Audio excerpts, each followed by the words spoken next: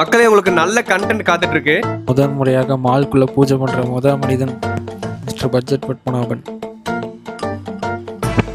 இன்னைக்கு டே 8 அதிகாலை குளியல், சாமிக்கு பூஜை, அப்புறம் அம்மா கூட பெரியம்மா வீட்டுக்கு போயிட்டு இன்வைட் பண்ணிட்டு கோயிலுக்கு போயிட்டோம். இதே கோயிலை நான் ஆல்ரெடி விசிட் பண்ணியிருக்கேன். எந்த விளாக்ல போட்டிருக்கேன்னு சொல்லிட்டு கரெக்டா சொல்லுங்க பார்ப்போம். அப்புறம் இன்னைக்கு ஒரு சூட் டே, ஆனா மழை வந்துட்டு டென்ஷன் பண்ணிட்டு இருக்கு. எங்க அம்மாவுக்கு ஜாதி மல்லி பூ பிடிக்கும்னு சொல்லிட்டு இந்த செடியை எங்க பார்த்தாலும் நான் பூ பிடிங்கிடுவேன். எங்க ஏரியாலேயே 18ஆம் படி கருப்பண்ணசாமி கோயில் இருக்குன்னு சொல்லிட்டு கேள்விப்பட்டோம்.